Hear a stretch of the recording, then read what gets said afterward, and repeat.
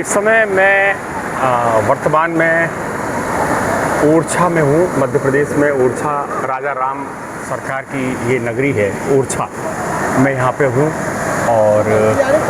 और इस समय बेतवा नदी के तट पर हूँ। और ये आप मेरे पीछे देख सकते हैं, ये छतरियाँ हैं। ये यहाँ के राजा जितने हुए हैं उन राजाओं के नाम पर ये बनी हुई हैं छतरियाँ, जितने राजा यहाँ हुए हैं। यहाँ पर जो ज़्यादातर शासन रहा है, इसका जो इतिहास है लगभग 15वीं ईस्वी से ओरछा का जो सरकार की जो रही है, यहाँ ऐसी किंवदंती है कि यहाँ की जो रानी थी वो राम भक्त थी और यहाँ के जो राजा थे वो कृष्ण भक्त थे। और ये जो छतरियाँ आप मेरे पीछे देख रहे हैं, ये छतरियाँ इनके समय समय पे जो राजा गुजरते गए पंडित जी, उनके नाम पर ये छतरियाँ बनवाई गई। इस समय मैं वर्तमान में बेतवा नदी के तट पर हूँ। यहाँ का जो विहंगम दृश्य है, अब इस मेरे पास शब्द नहीं है मैं इसके बारे में क्या कहूँ।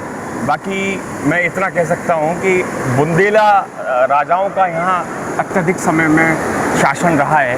तमाम सारी ऐसी चीज़ हैं जो इस वीडियो में तो कम से कम नहीं आ सकती हैं, लेकिन ये है कि मैं समय समय पे आपको अपडेट देता रहूँगा। इस समय की जो स्थिति ये है कि मैं यहाँ इस समय बेतवा नदी के तट पर हूँ और ये सामने मेरी छतरियाँ हैं। या रात को लाइट एंड साउंड का शो होता है और यहाँ जो प्रसिद्ध मंदिर है राजा राम लला सरकार का, वहाँ पर ऐसा माना जाता है कि वहाँ जो आरती होती है वो आरती को गार्ड ऑफ ऑनर दिया जाता है और बड़ा विहंगम दृश्य होता है उस आरती का। और इस समय जहाँ मैं खड़ा हूँ ये बेतवा नदी का तट है। देखिए मेरे सामने ये बेतवा नदी का कितना, बरसात के मौसम में भी इसका जो जल है कितना स्वच्छ और कितना निर्मल है। इस जगह पहले भी आते रहे हो।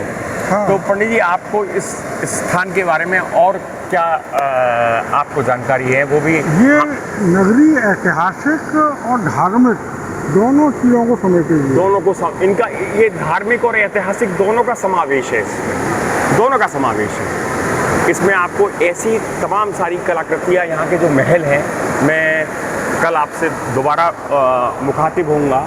और यहाँ पर जो यहाँ की संस्कृति है, यहाँ की जो वास्तुकला है, उससे मैं कल आपको रूबरू कराऊंगा।